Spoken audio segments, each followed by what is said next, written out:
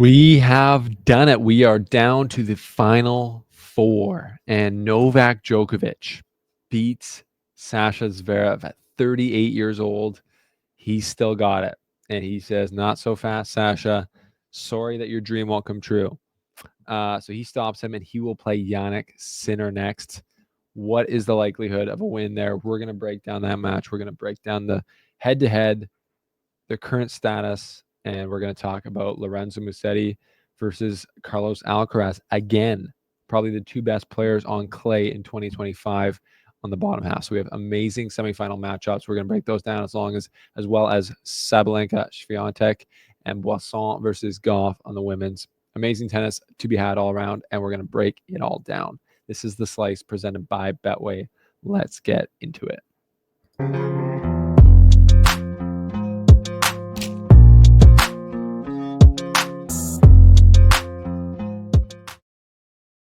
All right, I'm in a good mood because the Edmonton Oilers just went up 1-0 on the Florida Panthers in overtime, but this is tennis.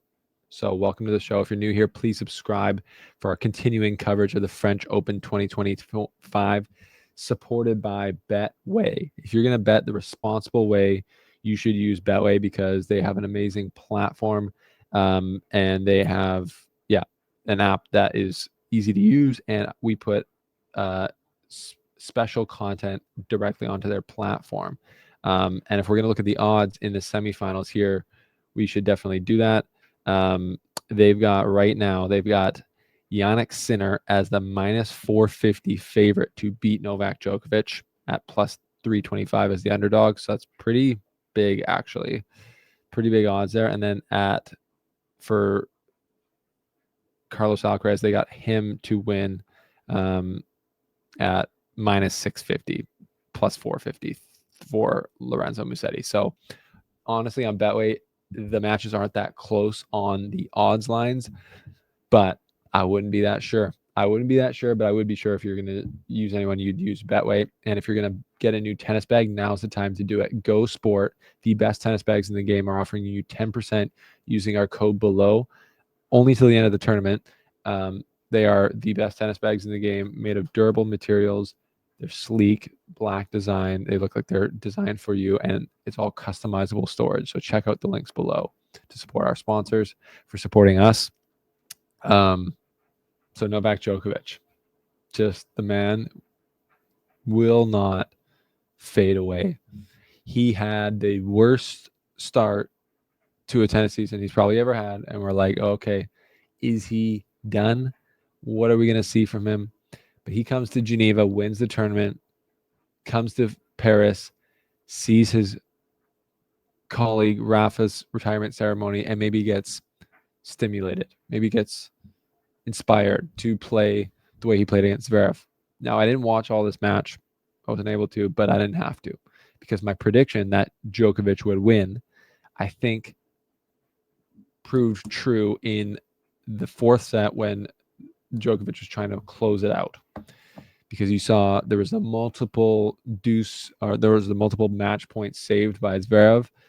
He would save a match point by staying back, rallying with Djokovic, and Djokovic would miss, or essentially Djokovic would miss, or something would happen. Zverev would win those points, and then it would go back to deuce, and then Djokovic would find a way on the deuce side to end a point quickly on his racket. So you'd slide the serve out wide, come back in, volley it, stick it, win the point. My thought was that Djokovic, even at 38, has more ways to win points on clay versus Zverev than vice versa. And from what I saw, Zverev was able to hit through him a bit from the baseline, but you can only do it so much when you're 6-8 feet behind the baseline, rallying with the greatest baseline rallier of all time. So the strategy there for me just wasn't there for Zverev. I don't know if he has the creativity in his game to beat Djokovic on clay ever at Roland Garros, but big win for Novak Djokovic. Oh my goodness. So he'll now go up against Yannick Sinner. And this is what it looks like. Yeah. Djokovic through Zverev, Sinner through Bublik. That's not, that was never in doubt. So Sinner Djokovic is an incredible matchup. And on the bottom, Musetti comes through Tiafoe. So Musetti coming through Tiafoe is crazy, because the craziest part about that was the kick, right? The ball getting kicked into the linesperson, which, if you didn't see it, it was Musetti kicking the ball in frustration, the ball hitting the linesperson, but the linesperson not flinching, essentially. So if that same linesperson that Djokovic got defaulted for hitting was there, maybe it would be a different story. But Musetti, no harm, no foul. And then Tiafoe was asked about it afterwards, and he said it's just comical. Obviously, it's not consistent, but if you're Tiafoe or any fair player, you wouldn't want Musetti to get defaulted for that. The tournament doesn't want to default him for that. No one got hurt, but very stupid thing for Musetti to do. But he takes out Tiafoe in 4. Definitely the more comfortable clay player. Wasn't able to watch any of that match, but I did predict Tiafoe to win because of his his strength, the amount of time he played on court, and yeah, that was just kind of an upset I was picking, but didn't happen. So we're getting Musetti, Alcaraz, who really crushed Tommy Paul. We're getting in again. They played in Rome. They played in Monte Carlo. They played in Miami, Beijing, and Roland Garros. And Alcaraz has won the last 5 matches they've played.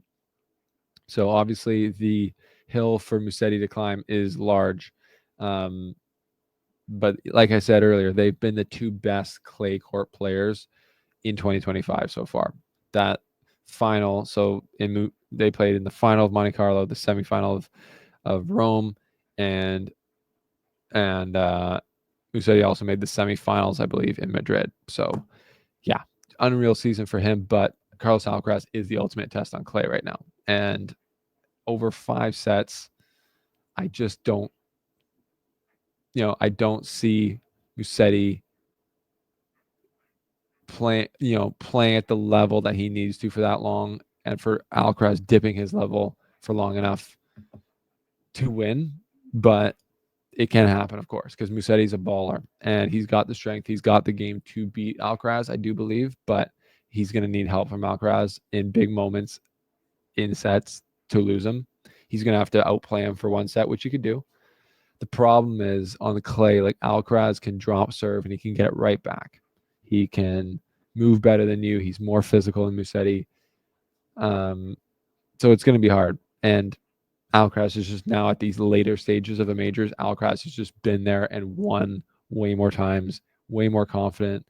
He's won 4 majors. He's just been here many more times, even though, he's younger than Musetti at this point. So it's, big favorite to me for Alcaraz to win.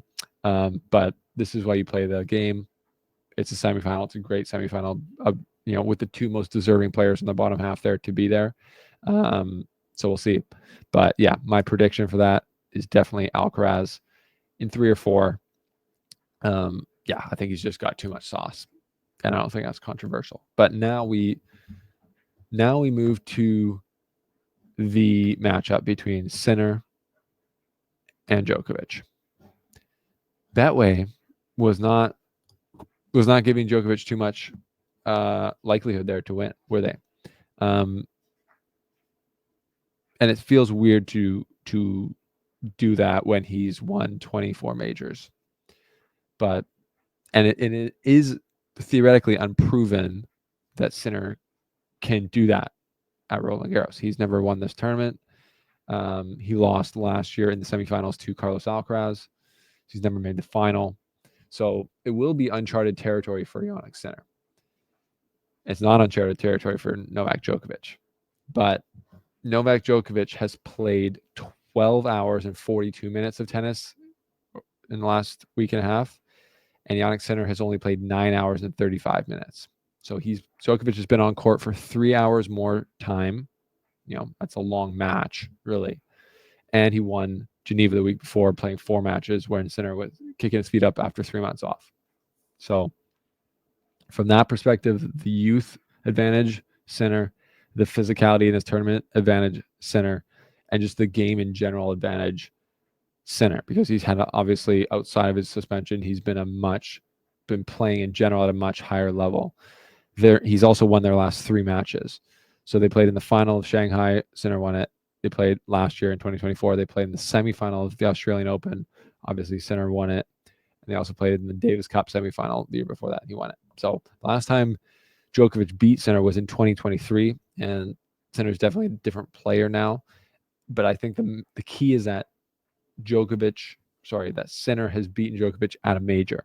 Yes, it was the Australian Open, his best surface, but that was the first time he hadn't won a major at that point. That was the first major he won. He beat Djokovic to do it, and then he won the U.S. Open, then he won the Australian Open again. So he's been proven. But the question mark is on the clay at Roland Garros. Djokovic has got a pretty crazy streak of form here going back to the Olympics last year. And, I do pick Sinner to win. I think Sinner's got all those advantages going for him right now. Just he's in a way plays a similar game to Zverev from the baseline a lot, but Sinner's closer to the baseline, hitting the ball harder, being more aggressive than Zverev is, and that's what someone needs to do against Djokovic. You have to make a move. You have to hit through him. You have to come to the net when you can. You have to finish points. Sinner can do that. Sinner can hit through him from the baseline. So we're going to see, I think, Djokovic try and go out there and fastball him, but we'll just see how well Djokovic holds up. But I think it kind of feels like he's on borrowed time at this point because of how bad his clay season had been, really his form since Australia had been. So, yeah, Sinner, I'm predicting to win in 3 or 4 sets, I would say. I think if Djokovic has to win 2 of the first 3 sets, there's no chance he's winning the match if he goes down 2 sets to 1 or 0-2, of course. But he's won 24 majors. He can prove me wrong. I'd love to be proved wrong. But yeah, Sinner and Alcaraz, I'm predicting to be in the final on Sunday. And really, that's the matchup that we want going into this tournament. Those are by far the 2 top guys, and they haven't played in a major final yet. So this would be insane to see, and that's what I predict will happen, but we'll have to wait and see. Leave your thoughts down below on what you think will happen. To me, that's a pretty comprehensive overview, but let's go look now at the ladies. Quarterfinals, semifinals, Sabalenka, Swiatek, Boisson, Coco Gauff, Lois Boisson beats Mira Andreeva in straights 7-6, 6-3. Swiatek beats Svitolina. Qinwen Zheng loses to Sabalenka. So we got Sabalenka, Swiatek. They have a pretty illustrious head-to-head. They've played 12 times, 8-4 for Iga. So, but the last time they played, 2024 Cincinnati, Sabalenka won 6-3, 6-3. But 2024 last year on clay in Rome and Madrid, Swiatek won. Sabalenka has beaten Swiatek on clay once back in 2023 Madrid. And I think she's the better form player right now as a whole, obviously the number 1 player in the world. But will Swiatek's home court, the place she's won multiple titles at, will that be a factor? How much more comfortable will she look in this matchup on that court? That's going to be the big question. Because like Swiatek's confidence is not where it used to be after the drug scandal, but Swiatek's is high, but she's never won this tournament. She hasn't won a major off of hard court. So does she believe she can do it? I'm sure she does, but that belief might get challenged a bit by Swiatek. So that's going to be a fascinating matchup to see. And then the other one, Lois Boisson versus Coco Gauff. I mean, Coco Gauff comes through Madison Keys in 3 sets. And then you've got the American heiress to the crown, second-ranked player in the world versus the French Cinderella story. Like, you can't really write it up any better than this as far as the storyline. Boisson's going to have all of France, most of the stadium behind her, and Coco Gauff's going to have to stay out of her head and play great tennis because Boisson has been so impressive. Power from the baseline, ball striking master classes and an athlete. So Gauff's going to have to be physical, make balls, play defense, grind her down, and just stay true to who she is in this match and not get distracted by the crowd. You know, they're going to be ba ba ba ba ba ba ba ba ba. They're going to be doing all that, and Coco Gauff's going to have to keep it together. But if she does, I think she will win. So I think I would pick Sabalenka and Coco Gauff to win. Sabalenka over Swiatek maybe is a bit of a call, but I don't think it, you know, I think at this stage Sabalenka is ready and confident, but it's 3 sets, so it's very easy to see that going either way. But I would pick Sabalenka versus Gauff in the final. So we're going to have, based on my predictions, 1-2 seed on both sides playing, creating unbelievable finals on Sunday or Saturday and Sunday. So cannot wait for these semifinals to go down. Leave your thoughts below on my predictions. And I guess until then, we'll see you next time here on The Slice. Thanks for subscribing. Thanks for checking out the links to our sponsors below and staying tuned on all of our platforms. We'll see you soon.